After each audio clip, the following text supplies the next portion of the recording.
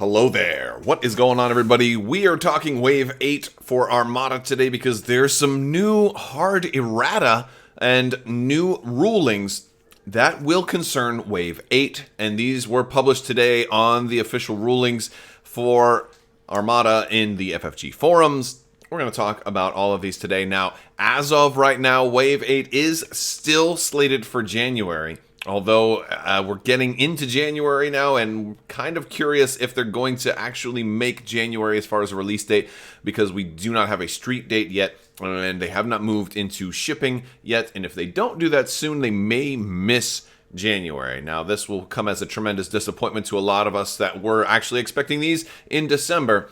And they kind of said, well, if it doesn't make December, it'll definitely make January. So if it doesn't make the definite January, then I'm going to be very upset because I'm really awaiting Wave 8.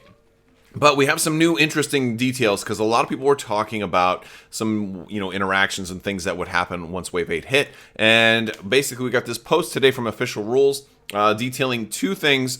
First is Radis is getting a hard errata, as well as the way that evades will work with the Onager. And so this is some interesting news because I thought Errata was going to be like a really ultra powerful card with the Starhawk, and it appears that that is not the case. So here is how Radis is going to be working. This is a card errata. The upgrades card should read: before deploying fleets, you may set aside one other friendly ship with a command value of 3 or less. At the start of any round, you may deploy that ship at distance 1 to 2 of you. That ship cannot be deployed overlapping squadrons and cannot be the first ship to activate that round.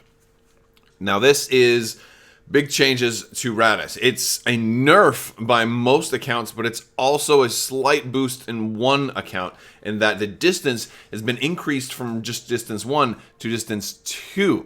So now, all of a sudden, you can be deployed at a slightly more flexible range. However, it has to be of you, as not of any friendly ship like it used to be.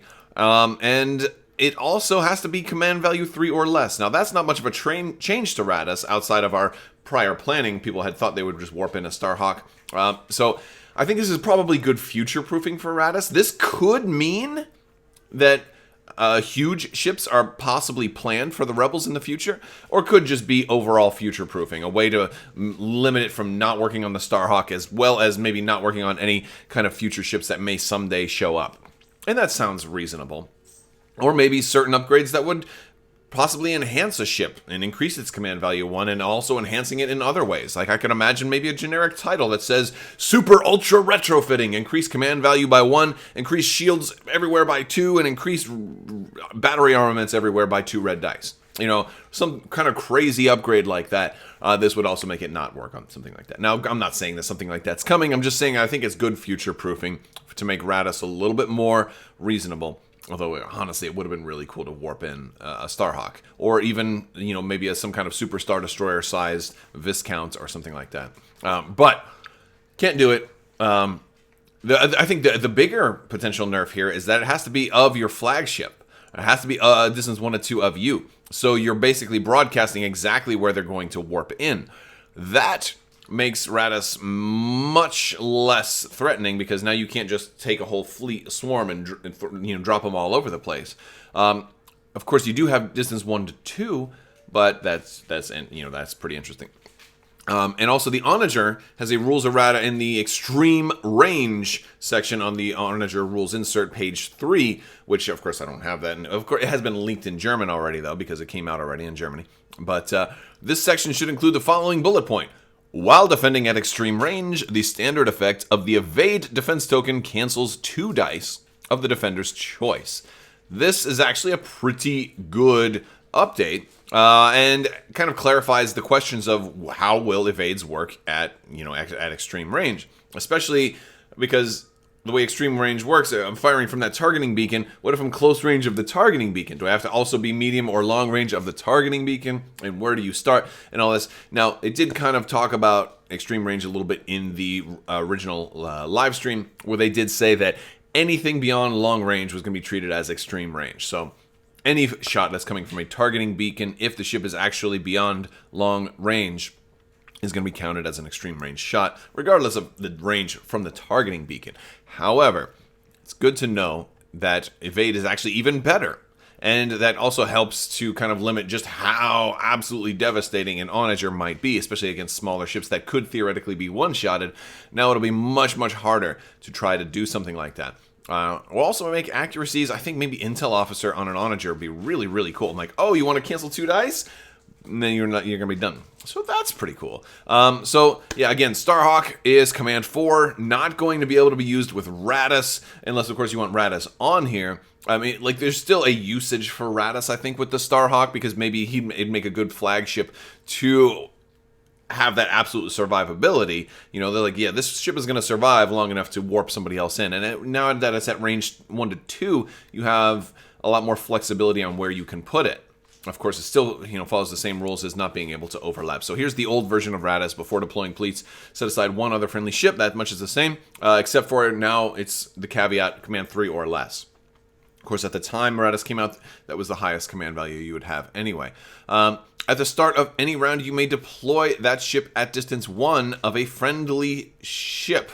And that is changed. It has to be of you now. So it has to be the ship that Raddus is on.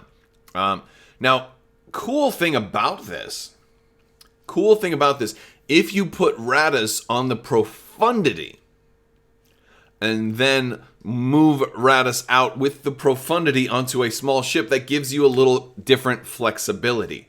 That will be kind of fun, because now Raddus will be on the small ship that leaves from the Profundity, and thus can then warp another ship in from a potentially different spot. So I think that will be a fun way to play Raddus, although it's still technically like a nerf from where you kind of used to have way more flexibility. Yeah, and still can't be the first ship, still can't overlap squadrons. You know, we still have a lot of the same stuff. But so Raddus definitely changed, big changes to Raddus. And of course, with the Onager having, you know, being the only ship currently that can fire at extreme range, again, this is good future-proofing for just extreme range as a whole, because there could, in theory, be other ships like the Malevolence, right? When that shows up for Clone Wars, assuming that they do that ship, which I think they will. It's a pretty iconic ship, pretty cool ability with that ion cannon. Although that ion cannon may work totally differently. But anyway, they have super weapons now. It's a new upgrade type, and if we see more ships that can fire at extreme range, we'll know how to deal with them. Some cool interactions, though. I think the Foresight is a cool one, because this one already lets you do that. It lets you cancel 2 dice, right? Well, fortunately, the way Foresight is worded works perfectly with this new ruling. When you resolve the evade defense effect, you can affect 1 additional die.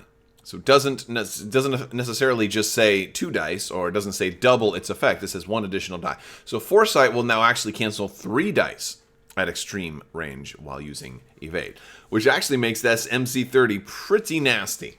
Pretty nasty. But then again, you could also do the same thing with admonition. You could just cancel 2 and then sack it to get rid of a 3rd if you really needed to. But anyway, so I just thought that was a pretty interesting way to look at it. Mon Mothma's really not going to have any effect, because she specifically specifies close and medium range, so she wouldn't have anything to do with this new ruling. And that is about it, everybody. I hope you are all having a happy new year. I am going to be starting a new giveaway very soon, so definitely stay tuned for that. That'll probably start up this weekend.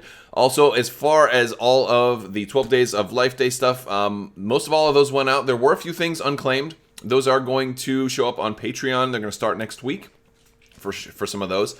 There are some things for just about every game that went unclaimed, so there's plenty of more chances for that.